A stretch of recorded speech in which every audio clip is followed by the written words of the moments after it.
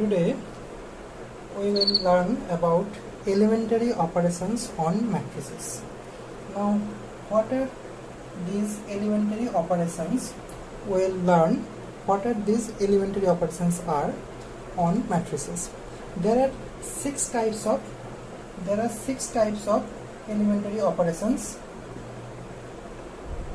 of which three are row operations,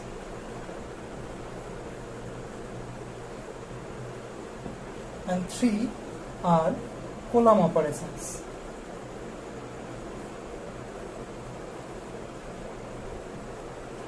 There are six types of operations are there, elementary operations. Three are called row elementary operations and three of them are called column elementary operations. Now we will learn what are these three row elementary operations. What are these row elementary operations? Now we will see that row elementary operations on matrices. The first operation is exchanging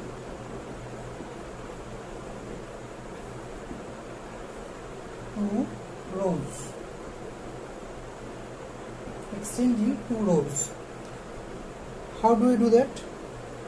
Suppose this is a matrix.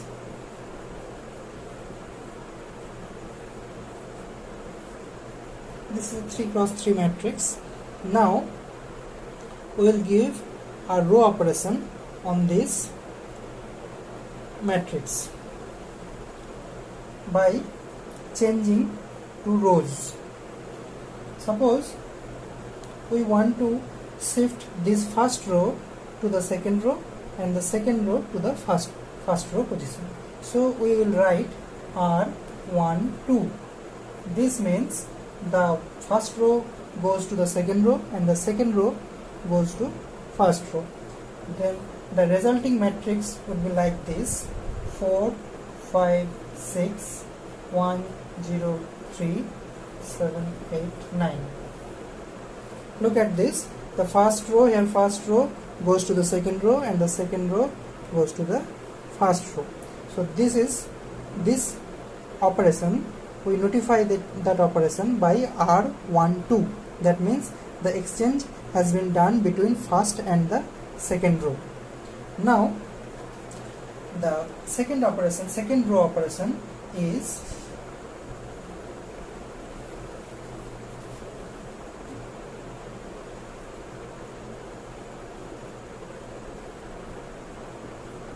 multiplying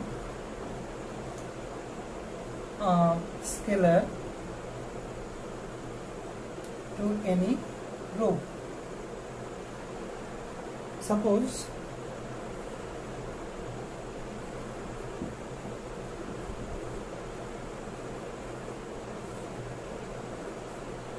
we are giving this row operation. What is this? Now, multiplying any scalar. Suppose we are multiplying 5 with the third row. Then we write 5R3. R3 means the third row, and this is multiplied by 5. So then the new matrix becomes 1 3 5 4 5 6 and 35 40 45. So this is the new matrix after giving this row operation. Now the third row operation is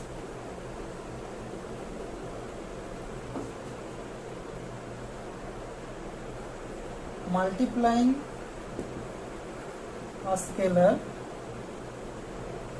to any row. That is what we have done in this row operation, and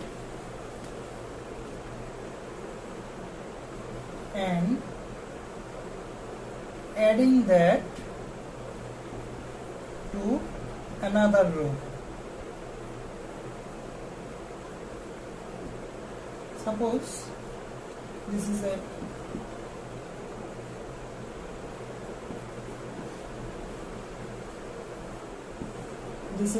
a matrix and we are multiplying suppose we are multiplying 2 with the second row, and then we will add it to another row, suppose third row. So this 2 are 2, then it will be added to the third row. Now which row is changed? The R3 is changed. So we will write it like this. Now if we are giving a row operation according to this, multiplying a scalar to any row, suppose we are multiplying a scalar 2 with the second row and then add that row with the third row, then it becomes, we will write this operation as R3 plus, we will write R3 first because R3 will be changed, because the third row will be changed. So the row which will be changed, we will write that row first. So R3 is written first, then it will be changed how? Because a scalar with second row will be multiplied this scalar with the second row, and then it will be added up to the third row. So third row will be changed by R3 plus 2R2. Then now R3 will be written first because R3 will be changed. So the new matrix would be 1 3 5 4 5 6 and R3 plus 2R2. So 2 8 plus 7 15, 2R2 means 10 plus 8 18, then 2 means 12 plus 9 21. So this will be the new matrix. Now these are the three row operations on row elementary operations. Similarly, there are 3 column operations.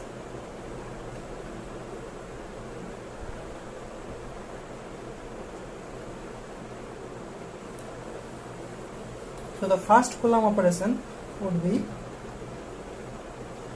exchanging 2 columns. How would you do that?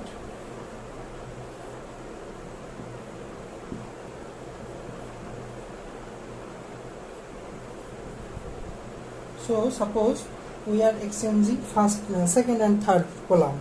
So we will write C means column operation, and 2 and 3, so 2 3 means third column goes to second column and second column goes to third column. So 1 4 7 5 6 9 and 3 5 8. So this will be the new matrix after exchanging second and third row. Now the second column operation is exchanging 2 columns, then multiplying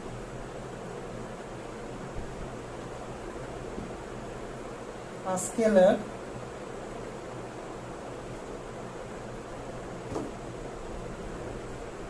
to a column. Multiplying a scalar to a column.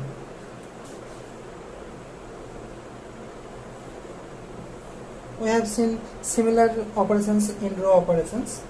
Suppose 1 2 3 4 5 6 7 8 9. Now we have to multiply, suppose we have to multiply 3 with the first column. So we will write 3 into C1. The first column is multiplied by 3. So the resulting matrix would be 3 12 21 2 5 8 3 6 9. Now the third operation is multiplying a scalar to a column and adding that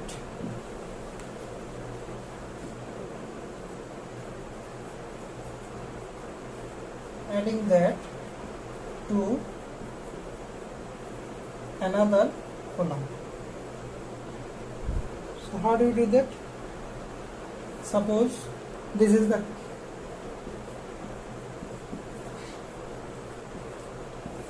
Suppose this is the matrix.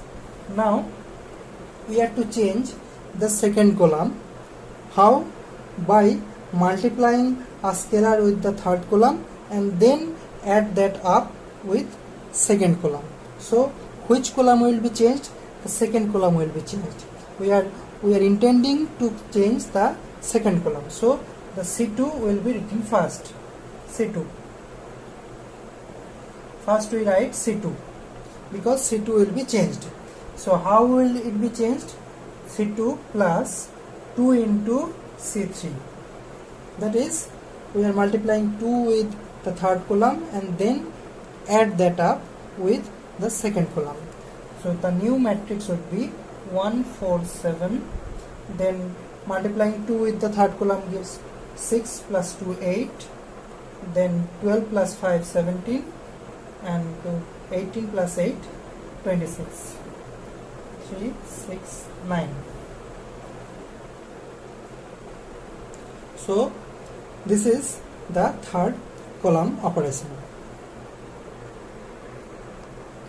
Now we will learn what is equivalent matrices.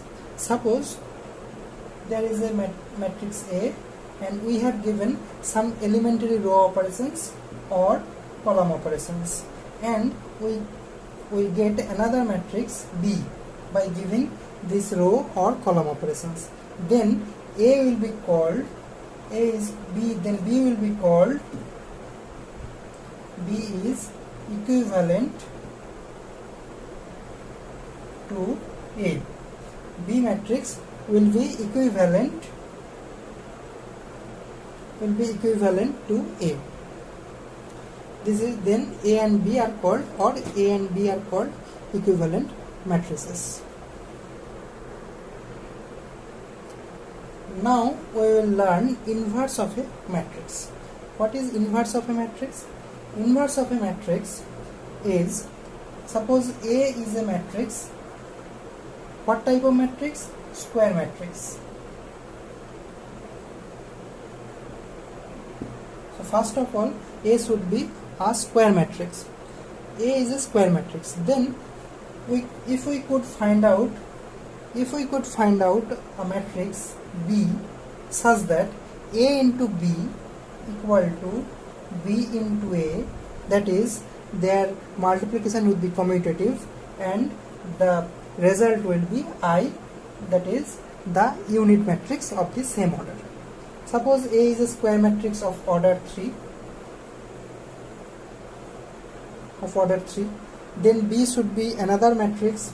If we get another matrix B of order 3, then AB equal to BA, that means A into B equal to B into A equal to I3, that is the third order unit matrix. Then B is called the inverse of A and written as B is equal to A inverse.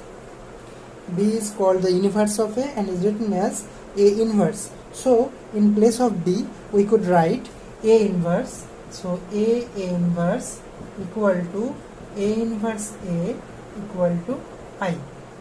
I would be the unit matrix of the same order as A or A inverse. So this is the inverse of a matrix. Now there are some properties or theorems on inverse of matrix. The first theorem is inverse of a matrix A is unique. That is, if there exists any matrix such that A, B equal to B, A equal to I, then B is called the inverse of A. B is called the inverse of A, and this B is unique. That means there is no other matrix there exists no other matrix such that AB equal to BA equal to I is possible. So there is only one matrix B which would be equal to A inverse. That is, the inverse of the matrix A is unique. There is only one matrix which would be the inverse of any matrix. This is theorem 1. Now the theorem 2 is very important. Theorem 2 is a we will use the theorem 2 as a formula. AB inverse equal to B inverse A inverse if AB is possible. Of course there is a constant there, condition. The condition is AB is possible, because we know that any two matrix cannot be always multiplied. Their order should match so that A and B could be multiplied. If AB is possible, then AB inverse will be B inverse A inverse, and the proof of this theorem is also important for your exam purpose. So I will give some hint to that. You will get the proof done in your book, but I will give some hint here. Suppose AB inverse into AB equal to I. Why? Because AB inverse, if AB is a matrix, that inverse of that matrix into AB equal to I, because we know that A inverse A equal to I. Here we replace AB, we replace A by AB. Here we replace A by AB, because AB, when we multiply A and B, it will become another matrix C. Let's see. Then this is the C matrix. This is also the C matrix. So C inverse C equal to I. Now we have to prove this. Then what we will do? AB inverse AB, we will multiply A inverse on the right side, or rather B inverse on the right side.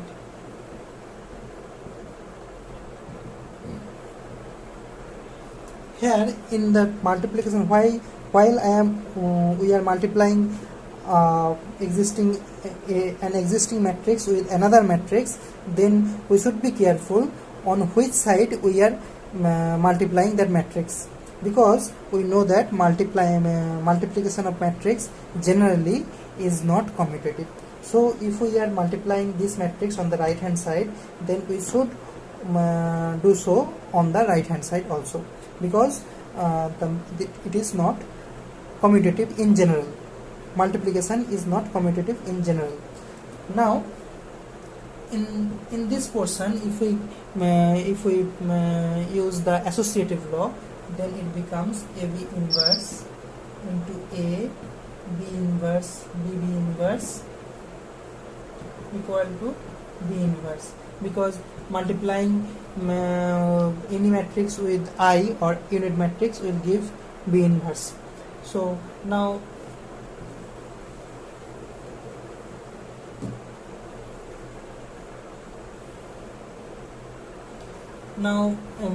by associativity we see that here it was AB into B inverse. By associative law we are taking BB inverse in bracket and A is kept outside. So BB inverse equal to I, we know that, because A inverse A equal to A inverse equal to I, both are equal to I. So here BB inverse will be equal to I. So AB inverse into A into I would be equal to B inverse. Now A into I means A,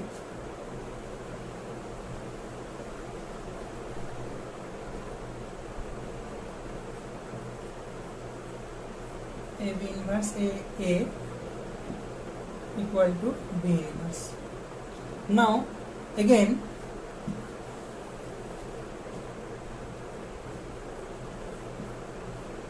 multiply with A inverse on the right hand side equal to B inverse A inverse. We have multiplied A inverse with to the right hand side. Here also we have multiplied A inverse to the right hand side. So this becomes I, AB inverse into I equal to B inverse A inverse. Now again multiplying, this is a matrix AB inverse, multiplying with the unit matrix gives AB inverse equal to B inverse A inverse. So we have proved that AB inverse equal to B inverse A inverse. Remember that this proof may be important for your exam purpose.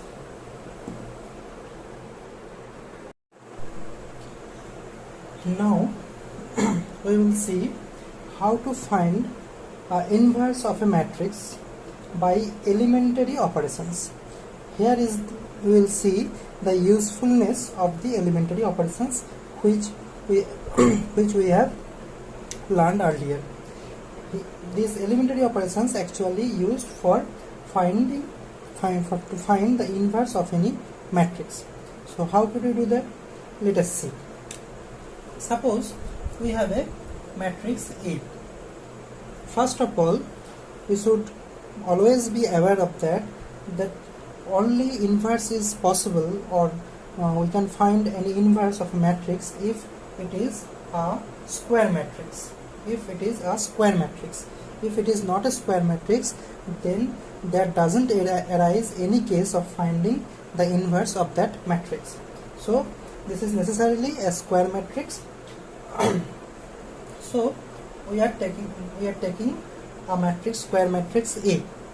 Then now we will find the inverse of A. Inverse means we will find A inverse such that A inverse A equal to I, or A inverse equal to I. So we are finding that inverse, that matrix. If that is multiplied with A, then it will give the unit matrix. We have to find out that matrix. Now suppose we are to find out the inverse of this matrix, then we will write it as A is equal to IA.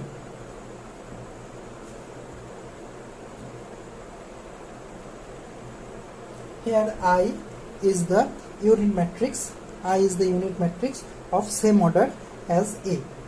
So we will write A. We will write A is equal to IA. I into A. We can always write it like this because A into I equal to I into A equal to I. We know that. So we can always write it as this. Now if we give some row operations on the matrix on the left hand side and try to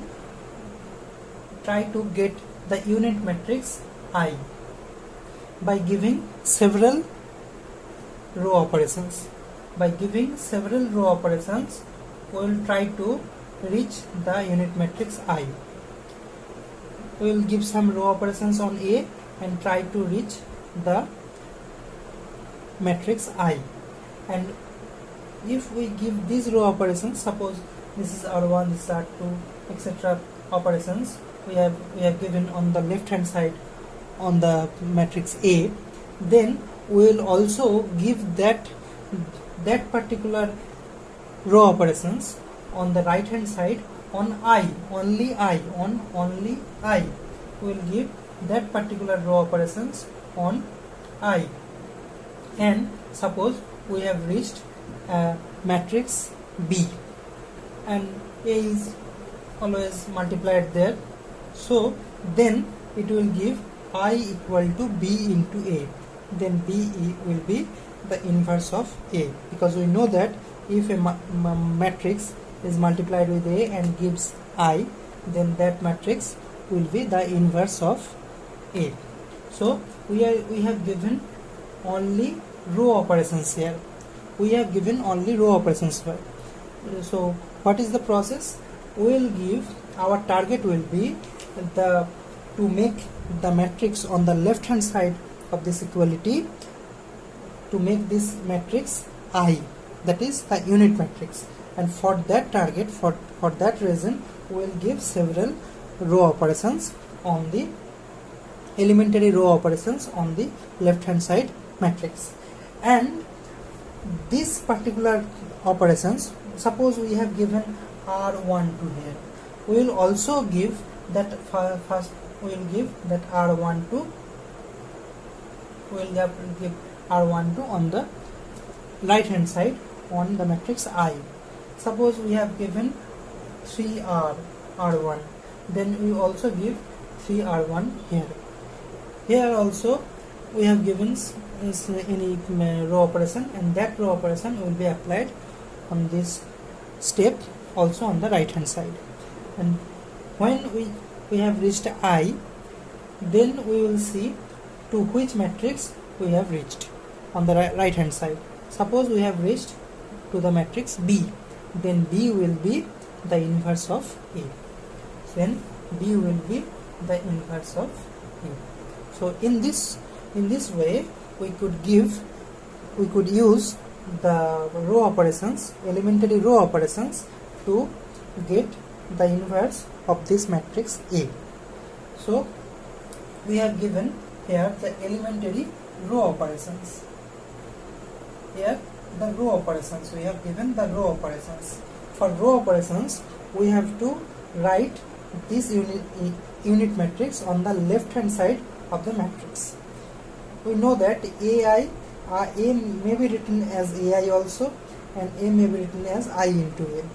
We will use I into A because we are giving row operations. If we give column operations, then we will take this.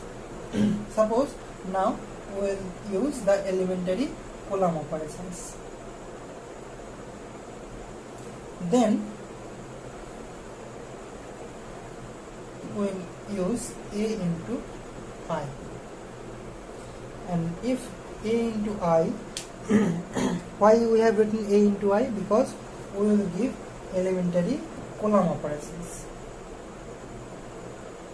Elementary column operations. And give several column operations on this, and it will reach to I. And similarly on the right hand side we will give that column operations on I.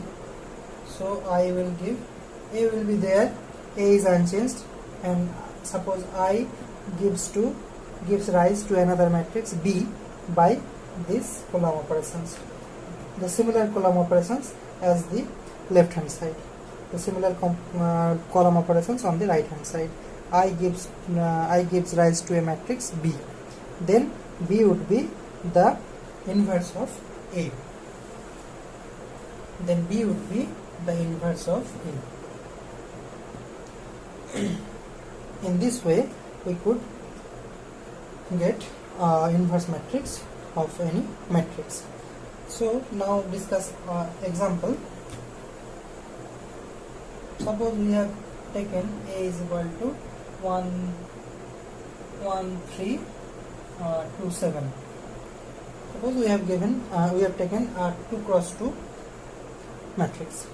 Now if we are to find the inverse of A using row operation, elementary row operations, then we will write A is equal to I into A.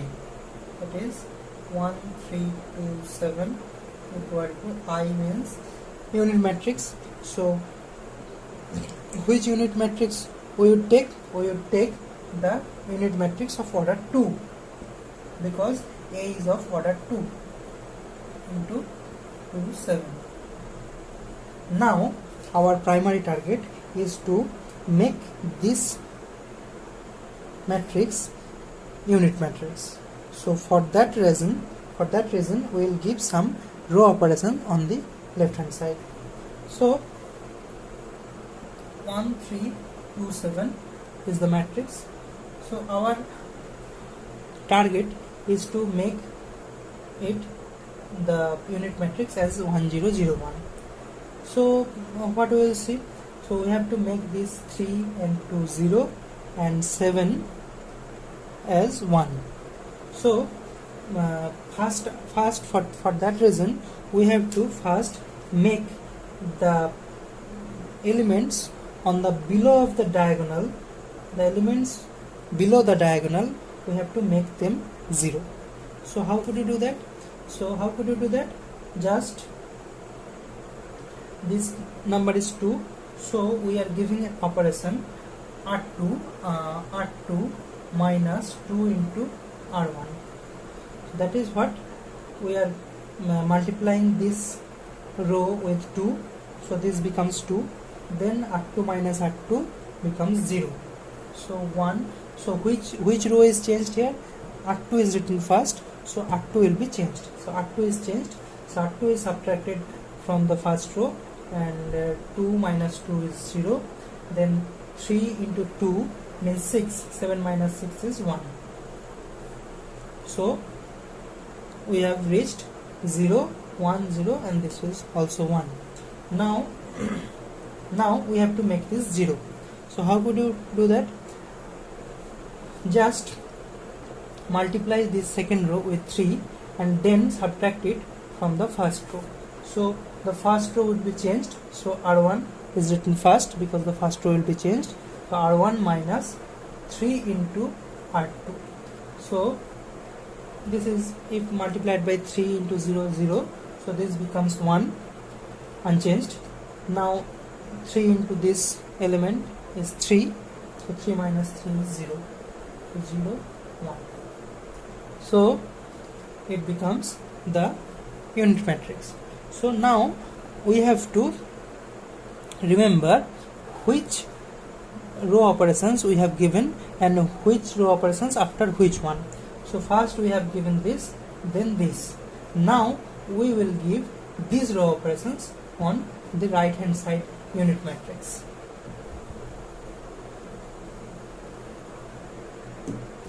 So we have given the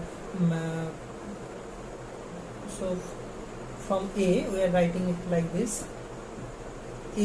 From A we have given R2 minus 2 R1, then we have given the R1 minus 3 R2, and we get I minus 0, 1.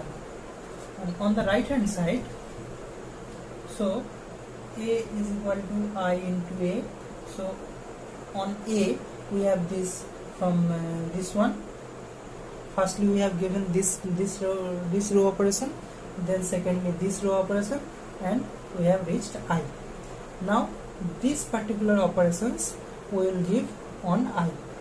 So I is equal to 1, 0, 0, 1. First we will give R2 minus R1, R2 minus 2 R1. So this gives R2 means this 2 R1. So 1, 0, R2 will be changed. So multiplying this with 2, so this is minus 2, and this 0, so this is 1. Then we will give R1 minus 3 R2. So R1 minus 3 R2 gives, so R1 will be changed, R1 will be changed to multiplying it 3 minus 6, so 7, and 3 minus 3, so minus 2, 1. So this is I has become this matrix, or I is equivalent to this matrix. So what we have get? So now what we have get? A on the left hand side and on the right hand side I into A. A, by giving these two row operations we have reached to I, and on giving these row operations I have reached to 7, 3, minus 2, 1, and A is there also. So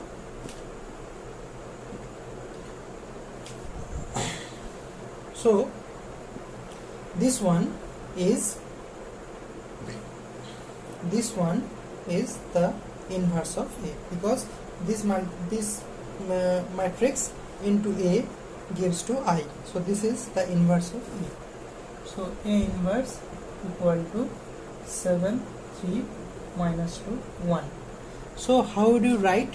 You could write in the similar way I have done the sum here, but you could also write in this way, just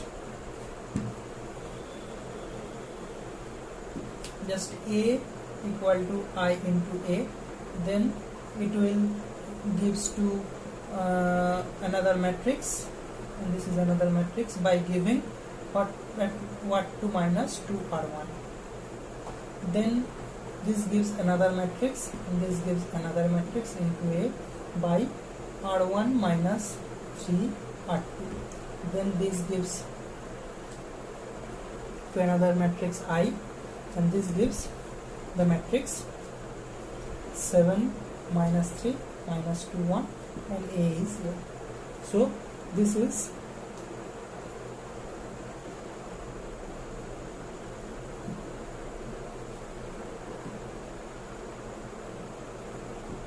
so in this way we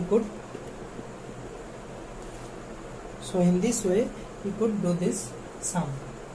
So firstly we write A is equal to IA, then they give this row operation, then A is transformed to another matrix and I is transformed to another matrix, then give this row operation, then this transformed to another matrix and this transformed to another matrix, then give this row operation and it will give rise to I, and this gives to 7 minus 3 minus 2 1 and to A. Then this is the inverse of A.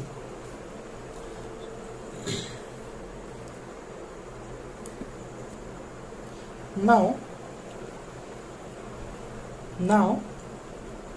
if we want to find the inverse of a matrix A by column operation, then we will write A into I,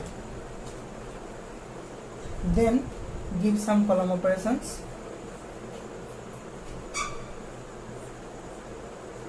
then some column operations on the left hand side, and that column operation will be applied on I. Suppose this is C something, C1, then applying this column operation on this will give another matrix, will give this and this is some C2, and then another column or row operation will give, suppose it yields I, and it yields another matrix which will be the inverse of A. So in this way we could do the column operation to find the inverse of any matrix.